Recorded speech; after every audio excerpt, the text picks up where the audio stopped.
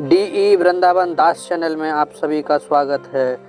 प्रिय दर्शकों, जय श्री राधे श्याम। आज फिर से हम आपके लिए एक बहुत ही सुंदर ज्ञानवर्धक कहानी लेकर आए हैं। चलिए कहानी सुनाते हैं आपके लिए। एक पटेल नामक नगर था। वहाँ एक शंकुकर्ण नामक वैश्य रहता था। वह व्यापार करने को नगर के बाहर कहीं परदेश को जा रहा था। रास्ते में शंकुकर्ण को एक सर्प ने डस लिया, जिससे वह मर गया। तब उसके साथी उसकी दाह क्रिया करके आगे को घर वापस आए। तब उसके पुत्र ने पूछा कि मेरे पिता शंकुकर्ण कहाँ हैं? तो उन व्यापारियों ने कहा, तेरे पिता को सर्प ने डस लिया था, सो वह मर गए, और यह तेरे पिता ने ये पदार्थ तेरे पिता ने दिया था, सो तू ये ले। 1 करोड़ रुपया उन व्यापारियों ने दिया और उसकी गति कराने को कहा, क्योंकि वह अधोगति से मरा था। उस बालक ने घर आकर ब्राह्मणों से पूछा कि सर्प के डसे हुए मरे की गति कैसे करानी चाहिए। तो पंडित जी ने कहा, नारायण बलि क्रिया कराओ, उर्द के आटे का पुतला बनाकर चुन्नियाँ चढ़ाओ। जैसी विधि पंडित जी ने कही तैसी ही बड़ा यज्ञ किया। बहुत से ब्राह्मण बुलाए, श्रद्धा पिंड पत्तल कराया। बाकी द्रव्य जो बचा चारों भाइयों ने बांट लिया। एक पुत्र बोला कि जिस सर्प ने मेरे पिता को काटा था, मैं उसको मारूंगा। उसने व्यापारियों से पूछा कि मुझे वह जगह बताओ जहाँ मेरे पिता की मृत्यु हुई थी। व्यापारियों ने कहा, चल वह जगह तुझे बताते हैं। वहाँ ले जाकर खड़ा किया।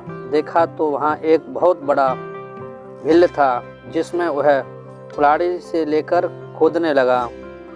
जब वह छेद बड़ा हुआ तो वहाँ से एक सर्प निकला, और सर्प बोला कि तू कौन है, मेरा घर क्यों खोद रहा है? तो बालक ने कहा, मैं शंकुकर्ण का पुत्र हूँ। जिस सर्प ने मेरे पिता को मारा था, उसे मैं मारूंगा। तब सर्प बोला, हे पुत्र, मैं ही तेरा पिता हूँ। तू मुझे इस अधम देश से छुड़ा और मुझे मत मार। वह मेरा पूर्व का कर्म था, सो मैंने भोगा। तब पुत्र ने कहा, हे पिताजी, कोई यत्न बताओ जिससे तुम्हारा उद्धार हो। तब उस सर्प ने कहा, हे पुत्र, किसी गीता पाठी ब्राह्मण को घर में भोजन कराओ और उसकी सेवा करो, तो उसके आशीर्वाद से ही मेरा कल्याण होगा।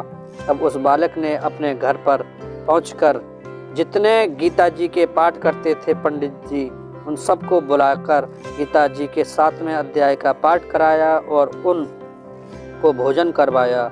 जब वह उन साधुओं और ब्राह्मणों ने जब आशीर्वाद दिया, तो तत्काल वह अधम देश से छूटकर देवदेही पाकर विमान आए। विमान पर चढ़कर पुत्र को धन्य धन्य कहता हुआ और वैकुंठ धाम को पधारे।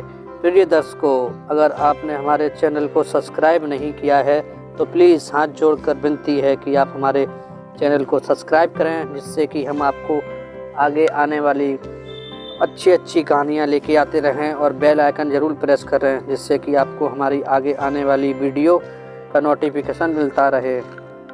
प्रिय दर्शकों, आप नित्य दिन अगर गीता जी का कोई भी पाठ का अध्याय करते हो, तो आपको भगवान श्री कृष्ण की अनुकंपा और कृपा बनी रहेगी, जिससे कि आपके जीवन में उद्धार होगा और आप पर कभी भी धन दौलत पैसा की किसी की भी कमी नहीं आएगी।